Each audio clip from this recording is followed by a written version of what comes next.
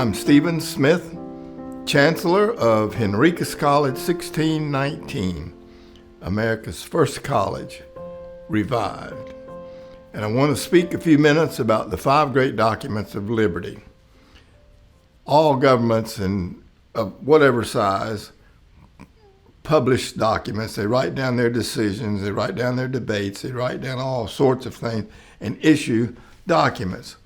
Tons of documents in the case of current situation. But I don't want to talk about all the documents. I want to talk about the types of documents. And there are 5 great types that distinguish the purpose and shape the purpose. You put the wrong kind of purpose with the right kind of document, it doesn't work. You need to put the right kind of document with the right kind of purpose, and then it carries its full meaning. So of all the thousands, hundreds of thousands of documents that have been published just in America alone, there are 5 in the world that stand out, in the Western world, I guess we're talking about here, that stand out far and above all the rest of them. And we refer to them as the 5 great documents of liberty. Each one of them plays a role in moving the process of ideas, shaping the ideas, how you connect the dots, etc., a little closer, a little closer, a little closer, over several centuries to create the system of liberty under law, which we have here in the United States, which is a limited constitutional republic. We're not a democracy, by the way, and people ought to quit saying we are a democracy. The roots of democracy are different than the roots of a republic, and our roots are Republican, small r Republican in that sense. So I want to talk about each of those 5 types of documents, little example of each one of them, but we're not doing an in-depth discussion of any of the 5.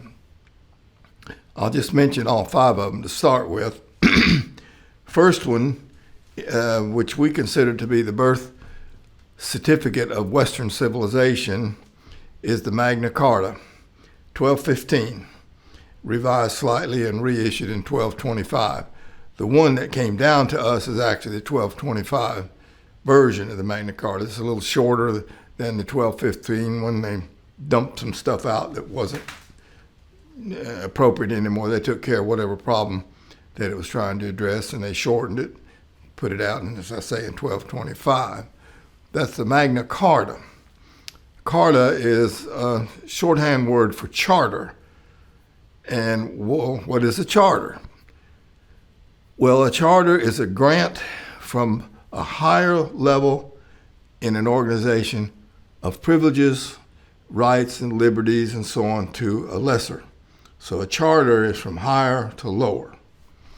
And the Magna Carta is from the king in form to the people that he had to deal with at the time were the barons, who were fed up with him up beyond here. They were ready to kill him. They were so disgusted with him. And everybody else in England of any authority also couldn't stand King John. He was a miserable person to be around. He was disgusting. He had all kinds of difficulties with everybody. Anyway, the barons were the only people that had the strength, military strength, to do something about it. So they didn't like each other much, but they did get together, finally, each with his own army, and combined their armies together to stop this king from doing anything anymore. And they were going to kill him. And the word got to the Archbishop of Canterbury, Stephen Langton, and he heard about this terrible thing getting ready to happen, and he had enough influence in the world, in England, to call all the barons. He sent word out to all of them, said, come in here, boys, come in here and talk to me. By the way, Langton had just finished putting the New Testament into chapters. The Old Testament had already been put into chapters. Now, the New Testament had not, and this is 1215, and just before that Langton was the person almost by himself that decided where the chapter endings were to be in the New Testament books. We have the same breaking points today and that he set for us. Anyway, he'd already done that. And he also knew of the historical documents that had existed with every king before, had issued some version of a statement that said, I respect the law, I respect the rights of the people, and as the king, I will uphold and protect the rights of the people. The wording varied somewhat over the years with that, but that was the essence. Except for King John. He said, I'm not issuing something like that. And I'm the king. I don't have to issue an order to anybody. Well, he acted like that through his whole entire reign, and that's why I say everybody was disgusted with him. So Archbishop Langton called the barons in, come see me. They did. And he said, all right, what's going on? And they lowered the boom on John. They filled Langton's ears full of the problems that they were having with John. The grievances is what Langton wanted to know. He said, I don't want to know that you're mad with him because you don't like that little thing he wears on his shirt sleeve that you just can't stand. It irritates you, but it doesn't mean anything. That's just a complaint. You don't like the way he parts his hair? That's just a complaint. What I want to know is how is he violating your God-given, your Creator-given rights? That's a grievance. That's what a grievance is. That's all I want to know. I want you to give me a list of those. And what I want you to do is go back to your baronies and write down a list of the violations of your God-given rights as a list of grievances and send them to me. So he had enough moral authority to carry that through. They all went home and they wrote out their lists and brought them back to him. And he organized them, told them to go home, and I'll tell you what we're going to do next. In the meantime, don't kill him. And they kept saying, well, why should we not kill him? He deserves to be killed. And Archbishop Langton responded by saying, well, let me give you this to think about. If you kill him, you might get somebody worse. That's hard to imagine anybody being worse than John. But it's maybe possible, and you might get somebody even worse than him. And then, when you go to God for help, you're going before God for help as murderers. And you think God's going to jump out there and support you as murderers of the king against the worst king? You're getting in the area that you don't want to do. So don't kill him. At least don't murder him. That's something else. It's a whole different issue. So anyway, they went on home, and he took the list of grievances, organized them according to categories. Some of them were the same grievances across the board pretty much. Others were particular to this baron or that baron. Anyway, he ordered them all together, put them in a special significance of order, and then he put that stack of grievances on his desk. He had the Bible that he had just put in the New Testament in the chapters, opened that up, and he put one hand on the Bible, one hand on the stack of grievances, and he prayed, Lord God, here's the problems, or here are the problems, and here are the answers in your word. Show me the answers to these grievances in your word. And as the story goes, he then addressed each grievance by looking up in the scripture and answer verses that had to do with that particular grievance. And I don't want to get into a lengthy discussion on that right now. We don't have time for that at this moment. But he did write almost by himself the Magna Carta. And Magna means great, and Carta means charter. So it's the Great Charter of Liberties. Magna Carta Libertatis is the full name of it. And he organized answers to each of those things, and then he had enough moral authority to go to the king. He had the right to do that as the archbishop anyway, and he arranged a meeting between the two groups, between the monarch and the barons, and he arranged it in a field called Runnymede, as a meadow, away from London, away from the throne, and away from the barons' main battlegrounds, woods around it, and he told the barons, you come out and meet the king, and we'll set up a throne out here in this field with a little tent over it, a little sunshade over it, and you come and meet him, and he will come out here and meet you, and you leave your soldiers in the woods.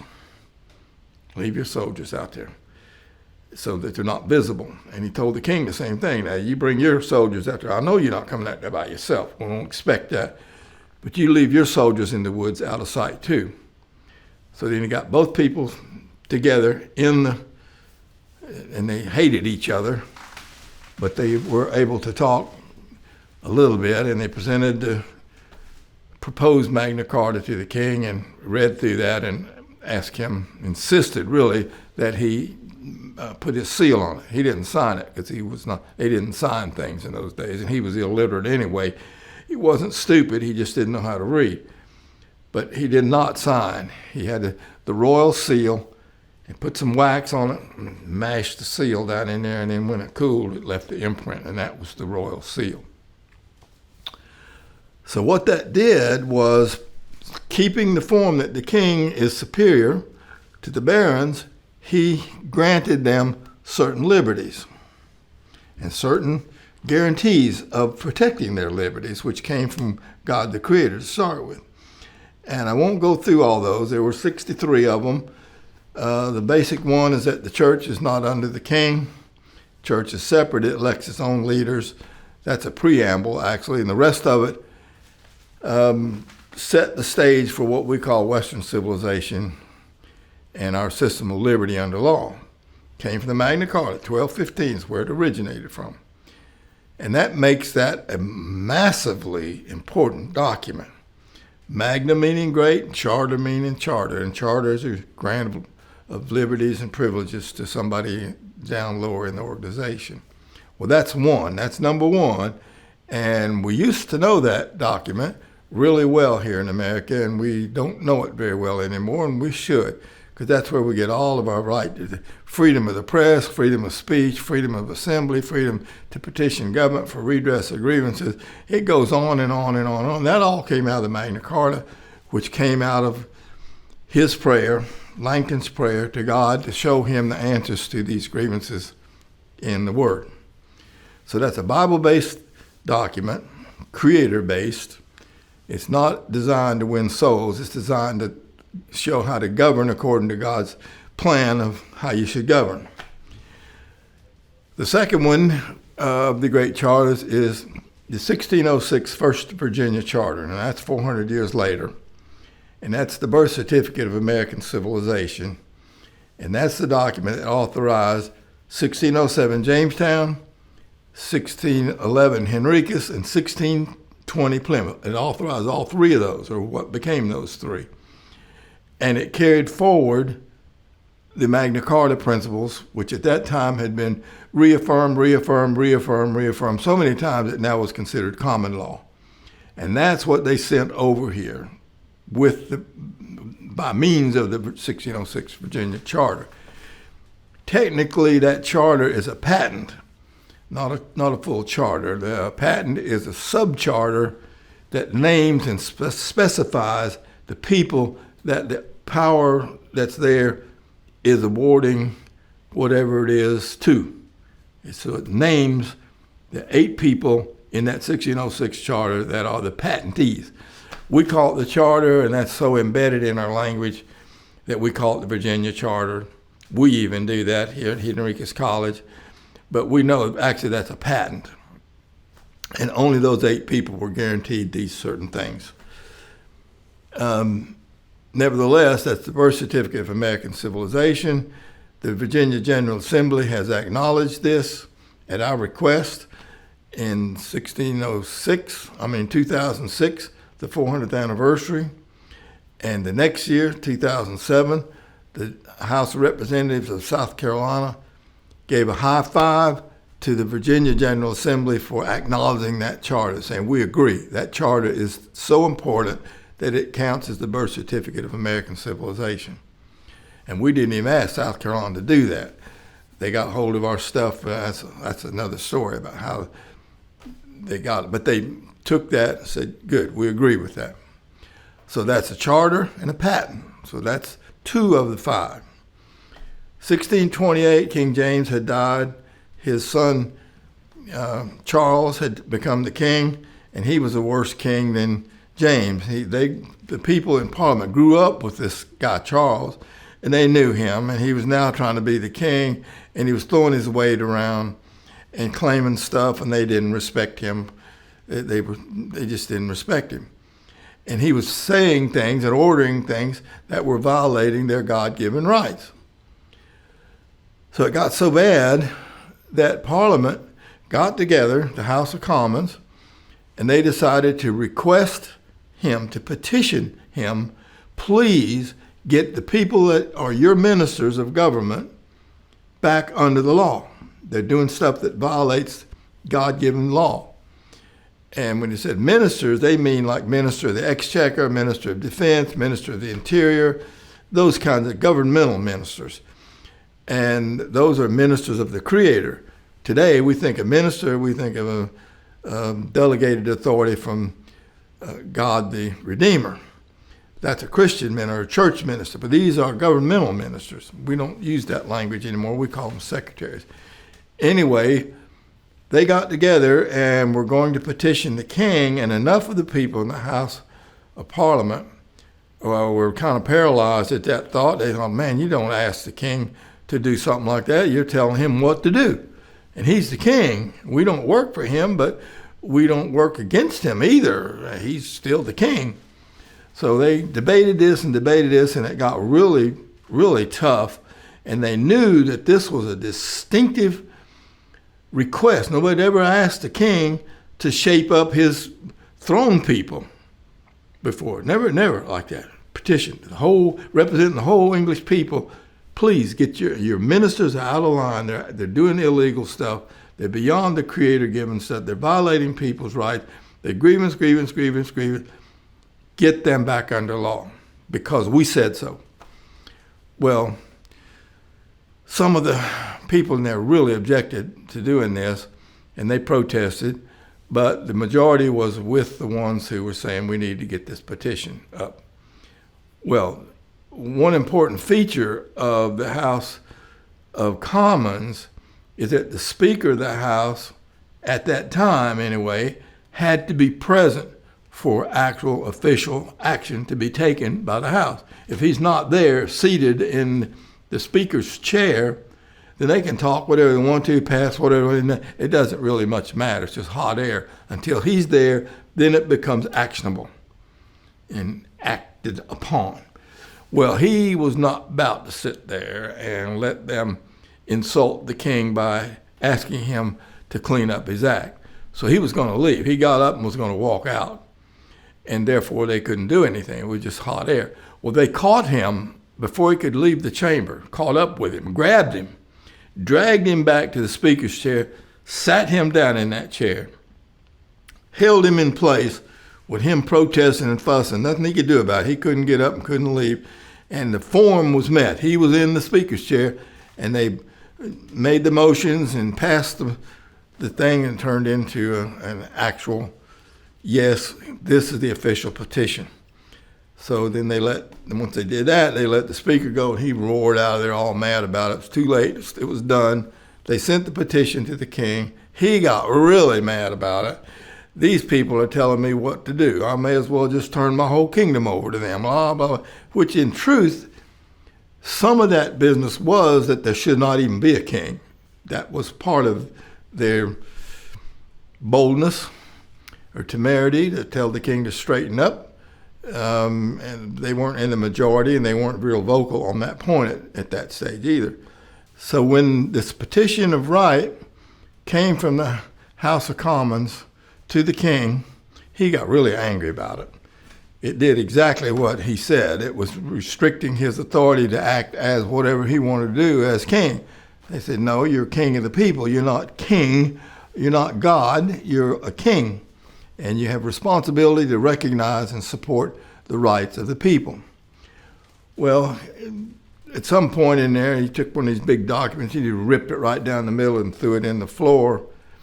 And To shorten the story a little bit, he also then took some soldiers, not immediately, but continued set of interactions here that were increasingly hostile. He took a set of soldiers and walked down the hall into the chamber of the House of Commons, and he was going to arrest some of the leaders that had put this petition of right together. Walk into Commons, the chief executive is going to walk into the Commons and arrest these people. And they'd already told him, we don't work for you, we work for the people that elected us. You know, you don't order us around, we have our own independence. And he didn't like that. He was saying, I don't respect that separation either. The word got to the people ahead of time that he was coming, so they fled out the doors and got away and stuff. But he had already breached the House protocol, everything. Oh, it was all terrible. I will say this. Today in England, they commemorate that attempt by having whoever the king or the queen is, or some representative of the king or queen, to go down the same hall and go right to the House of Commons, and which has the door open. It's these big doors, you know, like 20 feet tall. And they're standing there. They know it's coming, of course. This is a commemoration. And they watch him walk right up to it, and then they slam the door right in his face. Boom, echoes. And they're saying, you're not coming in here unless we invite you. And we are not inviting you. So they reenact that every year, the House does, to remind the monarchy that this is our territory, it is not your territory. That's the origin of that. And you can see them do that every year. So anyway, it got worse and worse, and finally they had some armed conflict, and this group of parliamentarians were armed, and they fought with this group of monarchy people, and people got killed, and then nobody was winning much, but it was really getting worse and worse and worse, and the king was more and more arbitrary and making more and more people mad. It's like you can make people sort of mad, and you make them really mad, and make them really mad enough to pick up a sword to do something about it. You better be, you know, monarchs can get run over by the people if they're not careful. Well, he was about to get run over. And they finally rounded him up in a corner somewhere and caught him, put him in prison, and we're going to put him on trial. And he escaped from the prison, probably they think because somebody in the prison staff was a monarchist, and they worked a deal to leave him escape. But they soon caught him again. They put him in a different prison, and they put him in there with parliamentarian people, the Roundheads they called them, because of the way they cut their hair. It looked round instead of long, it was roundish. And put him in there, and they put him on trial for treason, murder, and 3 or 4 other charges, all of which were capital crimes. Short trial. They presented the evidence that he was guilty of treason. He had violated the English law, all the Magna Carta principles, common law principles, whatever you want to call them. He had violated a whole series of them. And taking money from foreign governments. He was, selling out the influence to somebody else. And they convicted him, sentenced him to have his head removed from his shoulders. Took him out in a couple of days and beheaded him. Now, that's pretty significant for a couple of reasons. They just started out with a simple petition. Please get your people under the law. And he said, you don't tell me what the law is. I am the law. And I'm telling them to do this, basically. They weren't doing that without me knowing. They were violating people's rights, as you call it, because you don't have those rights. And they said, yes, we do. So they had this English Civil War, which was ended when they caught the king and beheaded him. Then Parliament abolished the monarchy officially. There was no more monarchy. They voted that out of existence. They also voted out of existence the Church of England. So there was no more Church of England. And Parliament was getting pretty big. There were about 300 people in there. And no governmental head, no executive. So it was like a big committee of 300 people trying to address all these issues out of the petition. And it ended up not working so well. And they ended up with Cromwell was a strong man in there. And they said, look, you have military experience and you have leadership ability. would you straighten up this riot that's happening over in somewhere? And he said, no, not without an indemnity statement saying that if I had to bust through windows and doors to stop those people, you will not charge me with the windows and door damage and whatever else I have to do.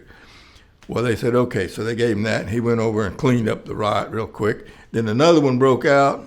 Same thing, give me an indemnity, and I'll clean. Another one. So he accumulated all these indemnities and ended up pretty much, they were trying to make him be like the king, again, independent of anybody. And the monarchists hated him. And he died. They tried to make his son the next Cromwell, but he didn't have the same caliber as Oliver Cromwell. He just didn't. So they just ran over him and pushed him aside.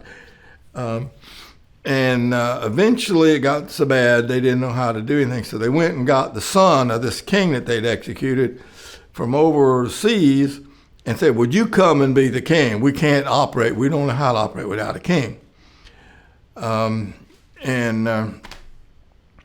He agreed to come, and they said, we will give you the council part of the chambers of the castle, and we want you to just live back in there and don't come out.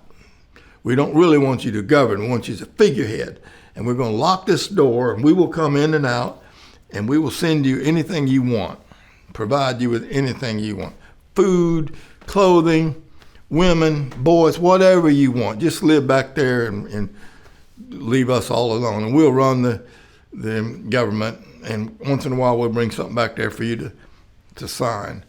So he did, and then it began to work. England kind of settled down. They had stuff coming from the king again. Nobody ever saw him. Nobody wanted to see him particularly. Then he died, and then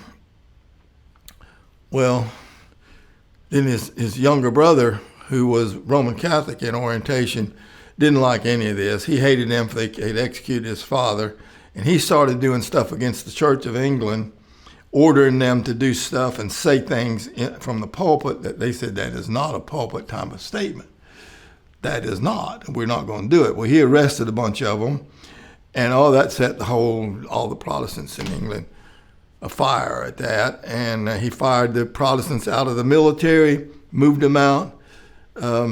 We could say he moved the Christians out of the military and left himself with an increasingly loyal, in his case, Roman Catholic-oriented military leaders, smaller but together.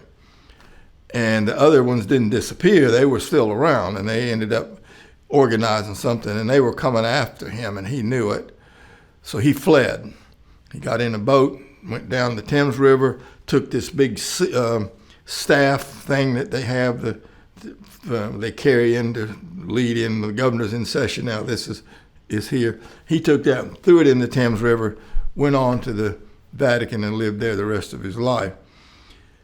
And that brings us to the next of the great documents.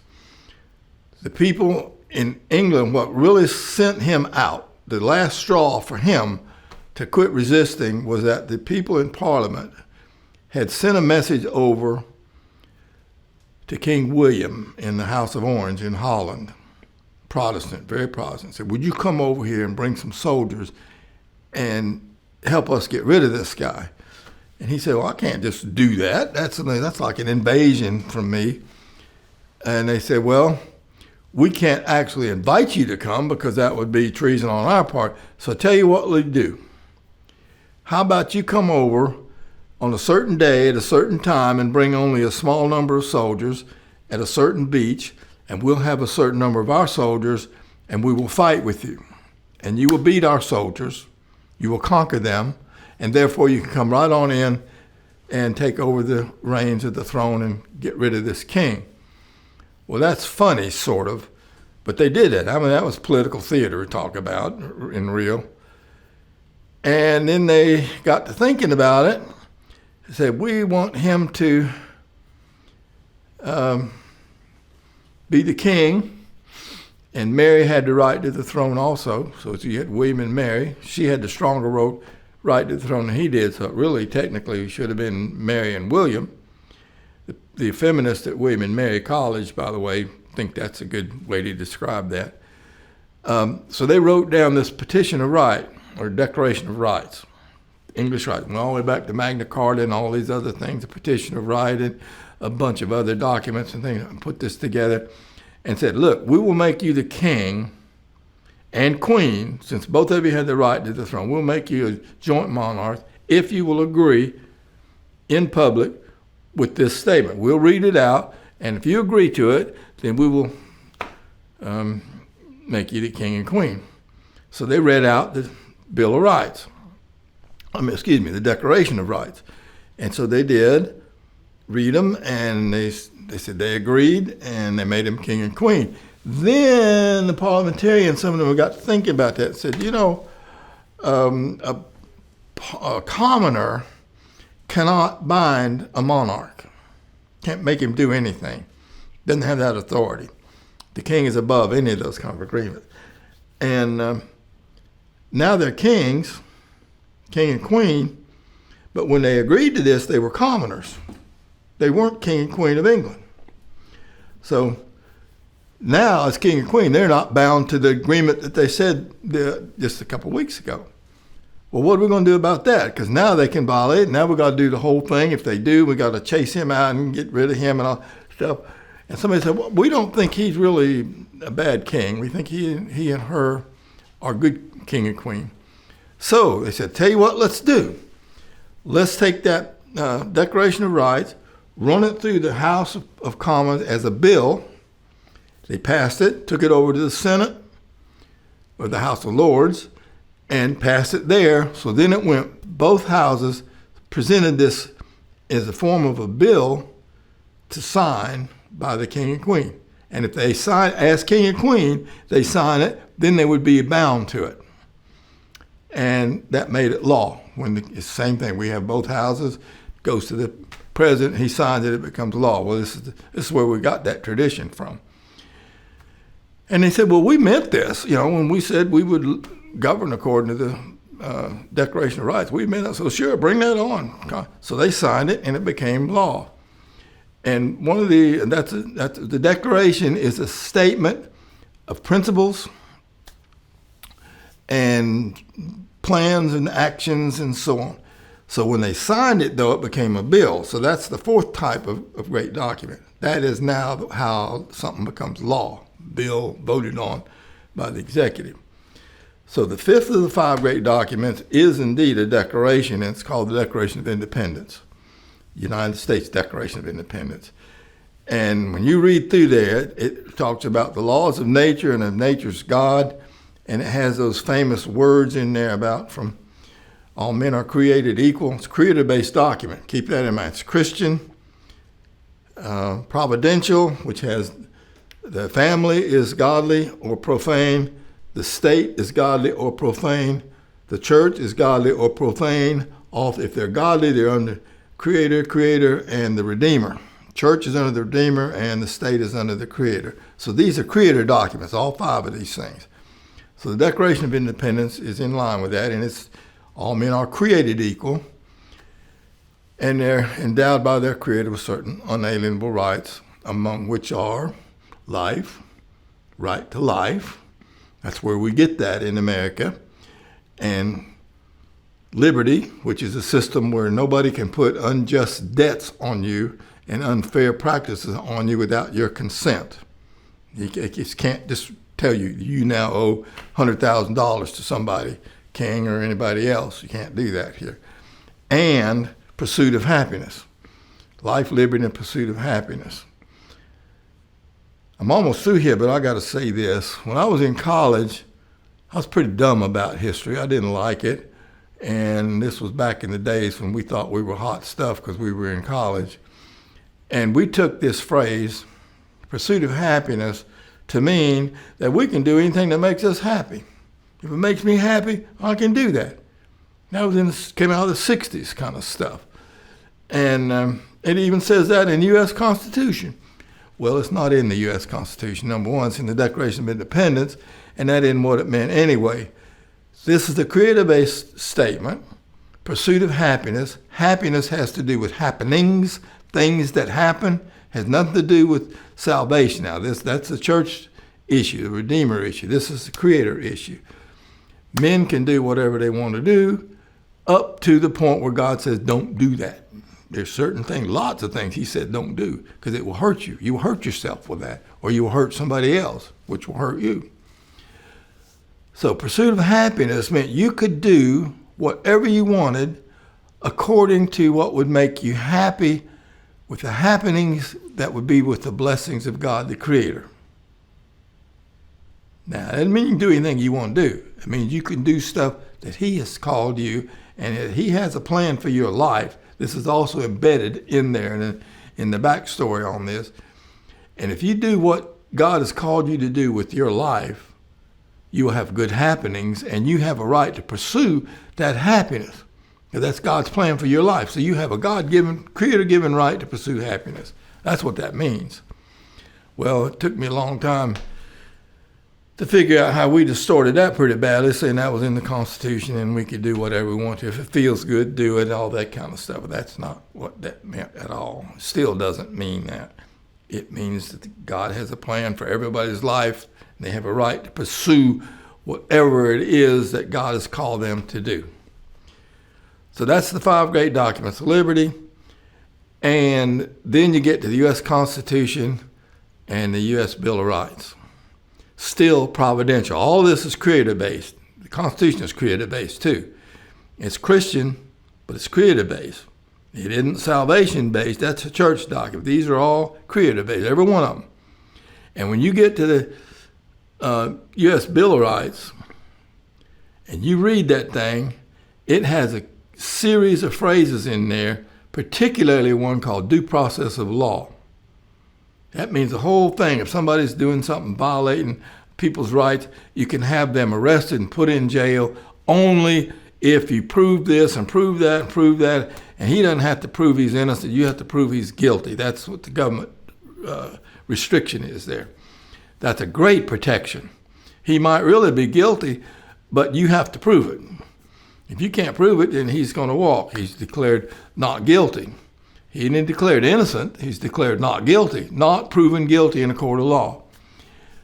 So that due process of law is a tremendous, it's called the Golden Clause. And where did it come from? You go all the way back to that very first great document, Magna Carta. That's one of the phrases that's in there. Anyway, comes from there, goes to through all of these things again and again and again and again. It shows up in our U.S. Bill of Rights. How you like that? So we close the circle from Magna Carta, clear all the way back to the Magna Carta, or clear all the way ahead to the Magna Carta, whichever way you want it. So if you want to understand the U.S. Constitution and the U.S. Bill of Rights, you need to keep in mind all these things that led to it. In particular, the Magna Carta. And it did not just come from Magna Carta, boom, into the Bill of Rights. It came through the Virginia Charter, and it came through, we were English and British all the way through the time of Petition of Right and the English Bill of Rights, English Civil War. We were in that over here as well as they were over there. So we were British, and we were proud of our British heritage and the Magna Carta type stuff. And by the way, in a way of closing on this topic, I just say that again, there are 5 great documents. What types of documents? A charter, a patent, a petition, a declaration, a bill, and then the declaration. Those are the 5 great types of documents. So if you're writing something that's not a petition, but you're asking them for something, you got petition language, but it's in the form of that doesn't work. So get what you're trying to do lined up with the type of document that is designed and built for whatever that is. And there's plenty of people in the political world that need to refresh themselves on that too, or just throw out the whole thing, which is what some of them have said they wanted to do. So I'm pretty much going to stop there and say these 5 documents and these 5 types of documents, and these are the best of the 5 types, constitute the backbone of Henricus College 1619 programming. Everything we do is connected with one or the other of these great documents, and it's all designed to clarify this, clarify that, and so that we can understand the U.S. Constitution and the Bill of Rights. It's creator-based documents under providential theology. Family, state, and church, in that order, are presented in the Bible. And I'll say this too, this business of secular is not in the Bible. There's no such thing as church versus secular. It's profane. The distinction is profane and godly. So you can have a profane government or a godly government. You can have profane church. You can have it a name only. It can sound all great and everything, but if it doesn't believe in the birth, death, resurrection of Jesus, it's not the church. It's church form, but it's a profane version of it. We can have those. I could point you to some right now. So could you point to me. Family can be profane or it can be godly. And we started out with those three and worked out how they to relate to each other and what internally this was consistent, this was consistent, this was consistent. And all three of them together, they were slightly overlapped as a unit. So those three go together. That overlap is called conjoined. Two separate independent things linked together for a common purpose. Two or more things, in this case, three. So that's where I'm stopping. And that's why the five great documents are so great. Each one of them shaped history in such a way that it increased the movement toward liberty. Increase it. Other documents sometimes make it worse. You could probably list a bunch of them too. We all agree 100%, go out and turns out that's the wrong thing to do. It made it worse sometimes, as I say, because it's the type of thing they want to do is in the wrong form of a document. Sometimes it's just lousy thinking. Sometimes it's emotional appeal and there's no real, they're trying to legislate something as a feeling, not as a grievance. So I'm going to stop there. Thank you, and we will continue with these and other topics based on this as we go along. Thank you. God bless you.